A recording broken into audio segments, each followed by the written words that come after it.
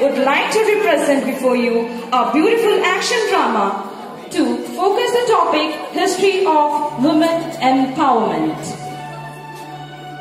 Ja Devi Sarvabhuteshu Matrirupena Shanstita Namastasyai Namastasyai Namastasyai Namo Namaha Ja Devi Sarvabhuteshu Shaktirupena Shanstita Namastasyai Namastasyai Namastasyai Namo Namaha নারী হলো শক্তি।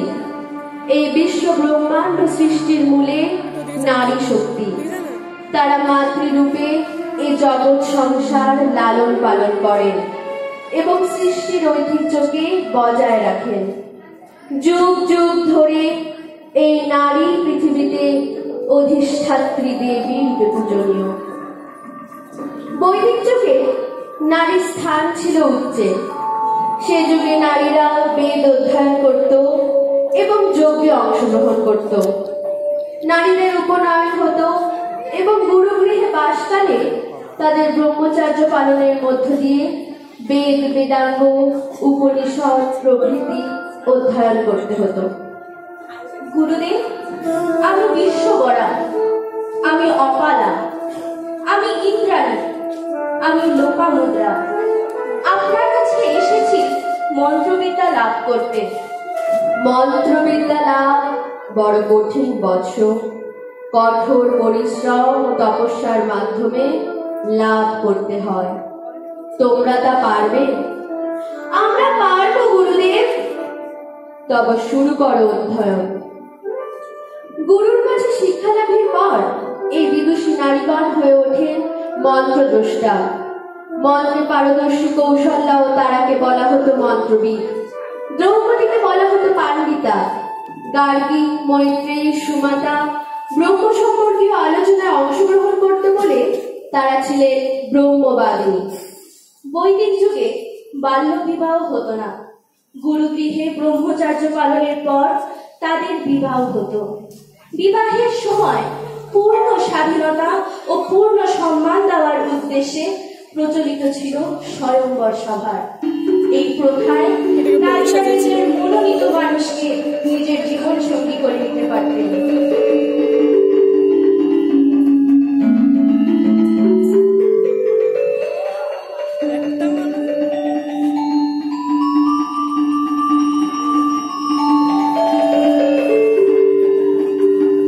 এই যুগে নারীরা যুদ্ধে সক্রিয় অংশগ্রহণ করতেন। সুতরাং বৈদিক সমাজে সর্বক্ষেত্রে নারীদের স্থান ছিল অতি উচ্চে।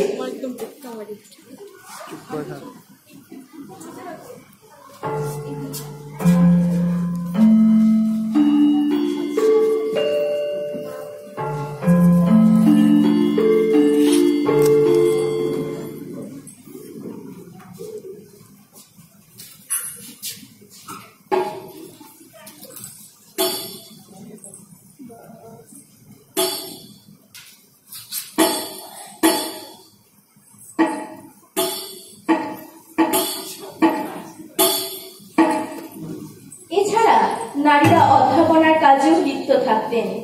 নারীদের নানা বিদ্যায় পারদর্শী করে তুলতেন। এই সময় নারীরা নৃত্য বিদ্যায় বিশেষ পারদর্শী ছিলেন এবং গীত, বাদ্য, চারুশিল্প ইত্যাদিতেও ভীষণ দক্ষ ছিলেন।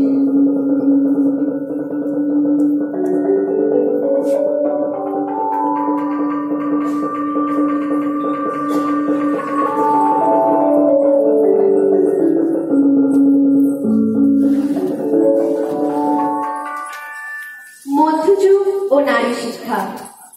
পাঠান মোগল আমলকে এদেশের মধ্যযুগ বলে গণ্য করা হয়।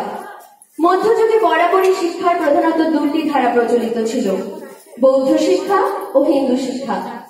পাঠান মুসলিমদের আগমনে বৌদ্ধ শিক্ষা বিপর্যস্ত হয়, শুরু হয় ইসলামিক শিক্ষা।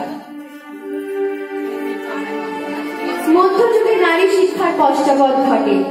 হিন্দুদের ক্ষেত্রে উপনয়নের অধিকার না থাকায় বাল্য বিবাহ প্রচলিত হয়ে ধীরে ধীরে তাদের স্থান হয় অন্তঃপুরে। মুসলিম নারীদের ক্ষেত্রে বোরখা সমেত স্থান হয় হারেমে। তখন নারীরা অন্তঃপুরে ও হারেমে নানা অত্যাচার সহ্য করে গৃহবন্দী হয়ে পড়ে। তাদের জীবন কাটতে থাকে গৃহস্থলী অন্দরমহল।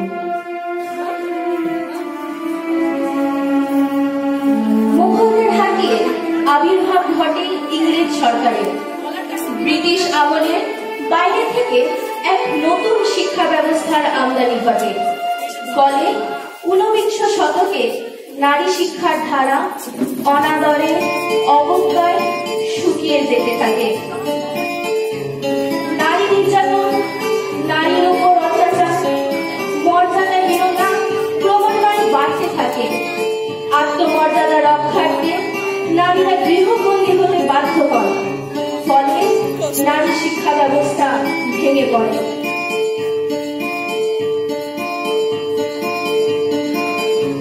তবে এ সময় বহু ভারতীয় নারী অন্তঃপুরে ও হারেমে আপন প্রচেষ্টায় নানা বিদ্যায় পারদর্শী হয়ে ওঠেন। যুদ্ধবিদ্যাকে তারা অগ্রাধিকার দেন। ফলে দেখা যায় ঝাঁসির রানী লক্ষ্মীবাই, মাতঙ্গিনী হাজরা, দেবী চৌধুরানীর মতো বীরাঙ্গনা নারীরা ব্রিটিশদের বিরুদ্ধে যুদ্ধ ঘোষণা করেন।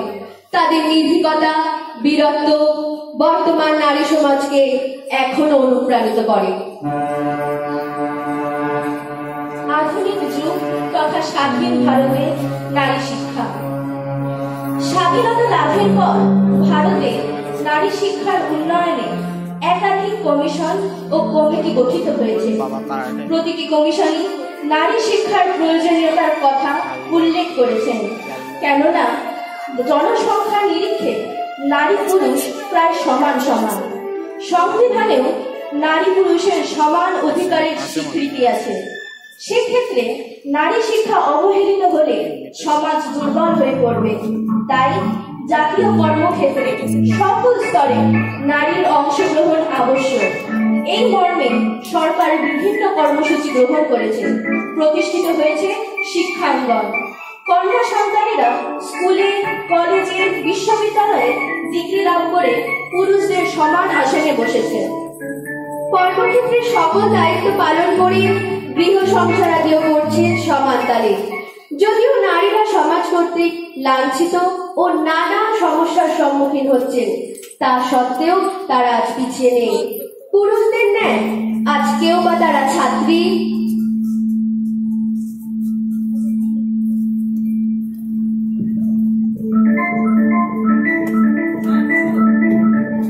কেউ বা শিক্ষিকা ও অধ্যাপিকা,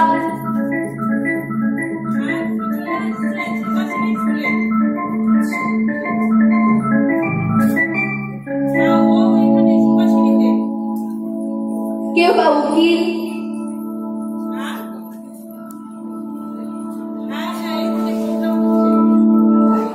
কেউ বা ডাক্তার।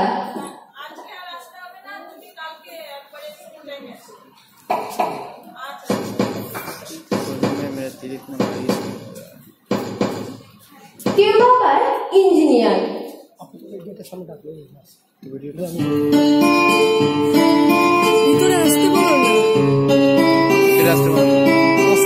কেউ বা পাইলট।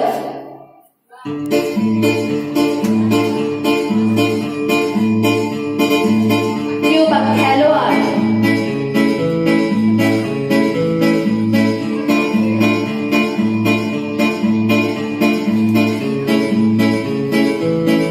অপরদিকে তারাই আবার স্ত্রী রূপে স্বামীর সেবা, মাতৃরূপে সন্তানাদি পালন করছেন।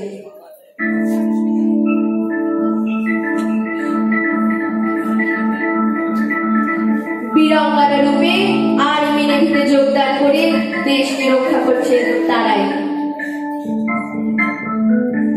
দেশ শাসনের দায়িত্বেও আজ তারা সিদ্ধহস্ত। বর্তমান নারী শিক্ষা এবং নারী প্রগতি আর উপেক্ষিত নয়, বরং সমাদৃত। এক্ষেত্রে সরকারের ভূমিকা প্রশংসনীয়।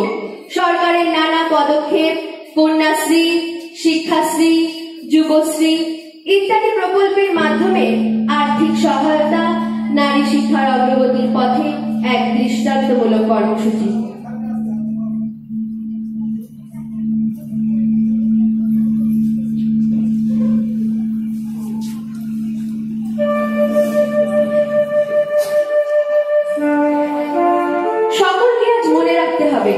এবং শপথ নিতে হবে শিক্ষাই জাতির মেরুদণ্ড। শিক্ষার মধ্য দিয়ে প্রকৃত মুক্তি সম্ভব। নারী পুরুষ সমস্ত মানুষকে শিক্ষার আলোকে উদ্ভাসিত করতে না পারলে স্বাধীনতা গণতন্ত্র আগামীতে পরিণত হবে। তাই দেশ ও জাতির সামগ্রিক উন্নতির জন্য নারী শিক্ষার উপর